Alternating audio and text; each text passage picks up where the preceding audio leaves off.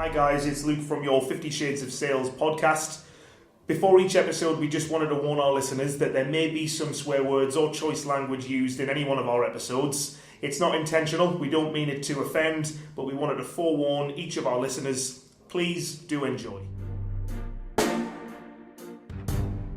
Hello, my name is Luke Robinson. I am your host on this 50 Shades of Sales podcast series. For those of you who don't know what this is about, this is where we'll be giving you a no-holds-barred alternative view of the challenging yet rewarding life of a sales development representative. Now, in this episode, we're going to be discussing how to deal with rejection on a sales call specifically. And I brought along my good pal Jonny to give us an SDR's experience. How are you? Yeah, not too bad. Thanks for having me on. Yeah, no, thanks a lot for coming. Now, this is quite a sensitive subject, I suppose, for everybody starting out in sales, and we've all been there. We're on the phone with a prospective customer, conversations flowing, you think you could be on the verge of getting an opportunity, or it could even be right at the beginning of the call. All of a sudden, that sentence comes out of nowhere, stops us dead. I'm not interested, thank you. Now, what do you do after that? You might want to panic, hang up, which we've probably all done, or in my case, which has happened a lot, give up on sales altogether. But you can't. You cannot give up. Helping yourself or your reps work through rejection is a critical component for me of either sales coaching or even sales management of yourself and your team. Now, we're going to be going through the 11 tips that we've got to help people deal with buyer rejection in a healthy and a productive way. Now, Jonny, before we get into it, probably the best place to start is how many times have you been rejected before, or even in the last month? Well, coincidentally, actually, I've been rejected more in the last month than I have my entire time in the role. New contracts bring new rejection. So I'd say in the last month, probably 6 times that I remember. 6 times? Yeah. 6 on the phone, straight up nose. Yeah? Yeah. Okay, brilliant. Now, number 1 in these 11 different tips, and probably the most powerful or most important, is don't take it personally. Usually a rejection in sales means probably your product wasn't what the prospect needed, maybe they couldn't afford it, or hey, they just hate sales calls. Go figure. Now, it hardly ever has anything to do with you personally, so don't get emotional when you lose a sale. Sometimes it might have something to do with you being, or personally when it comes to the actual poor pitch that you put across. Yeah. But this for me was the biggest lesson that I had to learn in sales. When I first joined, particularly Durham Lane, I was working a contract where for 9 months, for 5 days a week, I was making 120 calls per day into accountancy practices. Right. And I'd probably say about 2 to 3 months into that, and lots of emotion as well. Yeah. I just couldn't get it. For years and years and years and years, I thought it was up to me. But the moment that you actually believe that it's not personal, it's absolutely brilliant. Yeah. I mean, what's your experience with it? Yeah, you've got to be thick-skinned, I think, in this industry. You'll be able to tell in your group of friends who's a salesman because you can call them all sorts of shit and they'll not care. It's all about being able to brush it off. I absolutely agree the first few times it's very difficult, but eventually you just manage to turn your emotions off, become a bit emotionally void. Yeah. Just can't take that home to your missus, otherwise she'll probably kick out. That was always my issue actually, because I'm quite an emotional character. Yeah. And I don't know whether you know this. Yeah, I've guessed. But it was almost a how dare you type attitude, and it usually wasn't from the actual prospects themselves. My emotional reaction was from the RC upfront gatekeeper that absolutely. That self-righteous position to say that I'm just going to be as nasty as I possibly can because that's what I'm employed to do. So I couldn't abide it, but now I just kind of see it as a bit of a joke, which leads us really on to number 2, and you almost have to expect it, right? Yeah. Not every call that you make is going to be successful in sales. I don't know why you would even get into it thinking that it's going to happen. So it's a natural thing. It's a common part of sales. You've got to train yourself not to be surprised when a customer says no. Be professional as well as number 3, right? Now, some of the reactions that we get from customers, it's almost like they're just trying to come up with the world's nastiest things. Yeah. And you need to remain polite. You need to remain professional. Because, sometimes you are the first impression of that business that anybody will ever have, and it will be a lasting impression. If you take the rejection well, remain courteous, your prospect will remember that. However, if you take it terribly, they're going to remember you even more. I always talk about gatekeepers putting you on blacklists. Yeah. I talked to one particular guy. His reaction was so hilarious that I had to remain professional because I thought, I'm just going to laugh down the phone here. I was selling a cloud accountancy software, and we were trying to really get people to get on board. It was right at the start of the change. His industry was going that way, and I started having a chat with him, and he said, the thing about clouds is they disappear. And I was like, well, okay, I've never really had a rejection like that, but... is that you disappearing? Or well, yeah, that's the thing, and I just wasn't ready for that, and I thought it was so hilarious that I had to pause, let him go on for a little bit, then explain the differences in why or where the cloud data was actually stored. You've got quite an interesting and quite a harsh story, haven't you? Very much. One of my close friends here, he's delivering a contract in the States, and for that, obviously, because of the time difference, we have to stay back quite late to deliver that, so it's working until 9 o'clock at night, potentially. And he's rang this one woman, and he's rang her a couple of times in the past month, and she finally picks up, and she's in this America. She's like, "Who's this?" And his pitches, and his pitch was good, and she went, "Stop calling me! I will fucking kill you!" And to his, he did stay professional. He went, "Okay, I think I'm going to hang the phone up now," and he put it down. But that is probably the worst you'll ever get. Someone threatening to axe you, but. Yeah, well, again, so not myself, but somebody else, when they were working in an old call centre job. I mean, I've done it.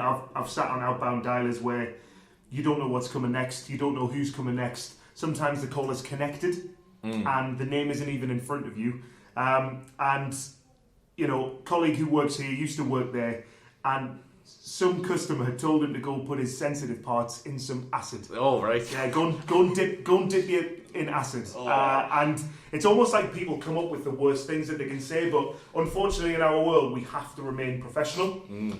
Number 4, I always tell people to ask why, right? Now, I'm forever telling people in my training sessions to challenge people effectively.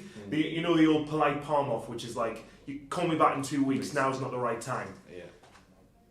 Just say, listen, what's going to have changed between now and then? Because I don't want to waste mine, know your time when I come back through. Yeah. And the thing is, once you actually schedule and make that call in 2 weeks' time, where they actually want to speak to you, then you're just going to be chasing somebody that doesn't actually want to speak to you either. So exactly. You can't figure out what you did wrong unless you actually ask. You can't understand where you can get better unless you actually ask. So ask them why they didn't go with the product. Even if it's further down the line and you get a rejection, you can use this information to help in your future sales calls. Maybe understand, well, actually, let's look at that and see what went terribly wrong. Plus, if it's something you can change easily, then you might be able to even change their minds. Exactly. Yeah? Number 5 as well, which, we've brought these points together as an actual group. Now, send in a last-minute proposal. If you lose a deal to a competitor, send a new offer just in time. Because there's something called buyer remorse, which kicks in a lot of the time. And if they actually look at the T's and C's when all they've seen is just the price, if something actually goes wrong in the deal with the other company, you're going to be right there to come along and actually save the day. Where, all they've done is looked at price, but never actually understand what it was that they were getting. So just really highlight and listen, if this doesn't go right, this is where we're at, right? Now, talk to your teammates. We do a lot in this business. I'm going to say talk to your teammates. Take the piss out of your teammates. Grease the hell out of each other, yeah. Yeah, everyone in sales deals with rejection. Now, the fact, if you can get comfortable, I'm going to go David Goggins on you here, actually. Yeah, let's get comfortable being uncomfortable. But, everyone deals with rejection. In fact, in life, everyone does to some degree. Don't isolate yourself after rejection. Talk it over with colleagues. Now, in our business, what we do is we get that call. We play that call for everybody to hear. Yeah. And finally, you'll discover that you're not alone. You might actually get some helpful tips while you're at it. If everybody can hear the terrible call that you've just had, or can everybody hear the terrible customer that you've just had. Yeah. Number 7 is treat it as a necessary step, right? I think it's 4 out of 5, 9 out of 10 sales calls that you make won't be successful. And when I say successful, that's either getting into a conversation itself. So think of each rejection as building up to that actual sale. Then rejections themselves will actually be a good thing because each one brings you closer to a win. Now, necessary steps that you take. Are you set on KPIs? Do you know on some of the contracts that you work, if I make X amount of calls, I will come out with X amount of opportunities? I wish it was like that all the time. We are set on KPIs, yeah. I think it's a case of you've got to make smart calls, but you've got to make enough calls, and to make enough calls, you're going to face rejection. Yeah. What does a smart call look like? I'm sure listeners would like to know. Yeah. A smart call is a call where you haven't just smiled and dialed, you haven't just seen a name on a spreadsheet and you've rang it, or you CRM. You've had a look into the guy, you've had a look into the company, and you've made some assumptions, and you've learned some things about what they're looking to do in their job, and made it relevant to them. That's the key thing, really. So it's almost, this is why I'm getting in touch. This is why you should be interested. Who is it? Anything exactly, like that. Yeah. So we talk about number 8 as well, being persistent. Now, it takes 5 to 12 points of contact to get an initial response from somebody, on average. So they say now that 80% of sales occur between the 5th and the 12th contact, themselves. So don't cross the prospect off your list forever. Just because the front end gatekeeper said that no, they're not interested, right? That's just their go-to. Yeah. That's their go-to. They may not even be interested now, even if you have spoken to that person. That doesn't mean that they never will be. Check in with them regularly to see if they've changed their mind, see if budgets have changed. Time and time again, I get into conversations with people around training, and they say, you know what, when do you need it by? Immediately. It needs to happen. 6 months later. There have been some internal changes. We need to go at this training program slightly differently. It looks different now. Yeah. That's great though, but you'll only ever understand that if you keep in regular contact with people. I don't think it's ever really a no until it's a definite, don't ever call me again. Yeah. Stick to your routine. Now, we've both got a couple of examples of where sticking to your routine can go tits up. I use this as an example in a lot of my email sessions as well. So I got in touch with somebody who was called Jonathan, right? And I went on his LinkedIn and I saw that he was called Jonathan, right? But his email read j.so-and-so, right? So I thought, well, his name's James. For some reason, his name's James. So obviously. I actually referenced his name twice throughout the email as James. Right? And I actually said, good afternoon. And it was morning as well. So this is, honestly, I use this all the time. He said, first of all, my name is Jonathan, not James, as you've referenced twice throughout this email. Secondly, it's morning and not afternoon. And then he must have gone on Google and got this. He put an epic fail stamp. And they actually emailed and went, epic fail, well done. Now, you say that you only get one chance to make a great first impression. I actually got a second chance to make a great first impression with this guy. Right. He was at a membership organisation that we, as a speaker, and I was luckily attending that event. And I just went over and I said, listen, I'm going to have to come and have a chat to you. And this is the reason why. We had a bit of a laugh about it, and he actually says, you know what, I was having a terrible day. Yeah. I do remember sending that email. But I did say, like you have become famous. Yeah. But, we tell people if you make a certain number of calls in the morning, a certain number of emails in the afternoon, stick with it. Yeah, this will help you, stay on track. Yes, numbers is a good game, but make sure you're on top of the numbers that you're making. You've got a great example. Yeah, so it's just following on from that, we for some reason, I don't know where it came from, Thursday at 4:00, we call it the witching hour. Oh yes, and that is that's a staple of our office, Thursday at 4. So often we'll go into what we call power hour. You've had little to nothing happen throughout the day. You've been making your calls and it's not been connecting. So power hour comes in, nothing phases you. It's RoboCop central. You're robotic. You're going on. Yeah. The only downside of that is I was once in that sort of state, blasting out emails, making calls. I'd emailed a guy at Nissan, and I was using a certain format email, and I put the wrong company in the bottom. Yeah. Unbeknownst to me, sending them, blasting them out.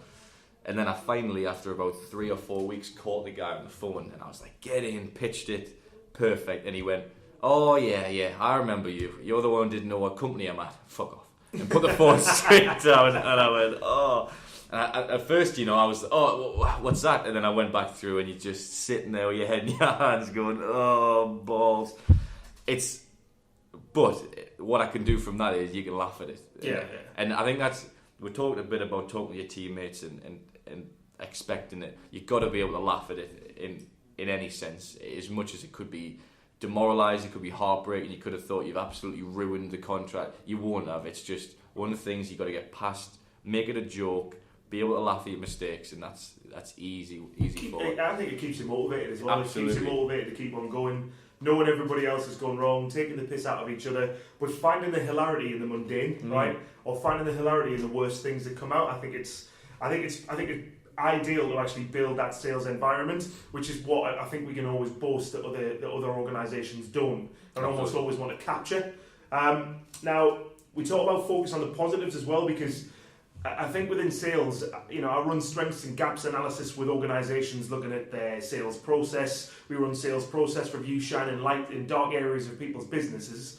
But what you'll find is the best way to actually learn, certainly within sales, is learn from previous success. Instead of actually going back and thinking, well, what is it that we did wrong? What can we change? Let's go back and have a look at the things that we did right and continue to do. Well, actually, this pitch worked really well at this particular level. If we call it this time of day, this is where we seem to get the most positive feedback. Should you remember their actual company. If I get the company right. But not every call is going to be a rejection. That's why the sales roles exist. Emphasise the calls you won rather than the ones that you lost, and you'll probably feel much better about your day or even yourself. Number 11, I don't know whether we've numbered these or we've gone through. Never give up. So, we said that you have to be professionally persistent. Okay? Yeah. On average, it takes 5 to 12 points of contact. You've just got to keep going. All right? Don't stay down. Persevere.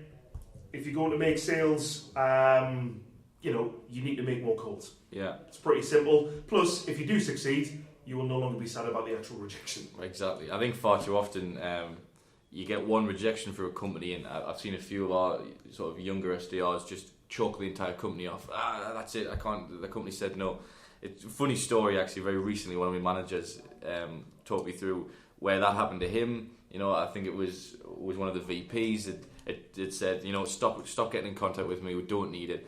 And he said, well, sack that. I'm going above your head. Went to the MD, who loved it, and actually dragged them into a face-to-face where my manager was, and he dragged along the VP that had said no originally. That's like the massive two fingers up to.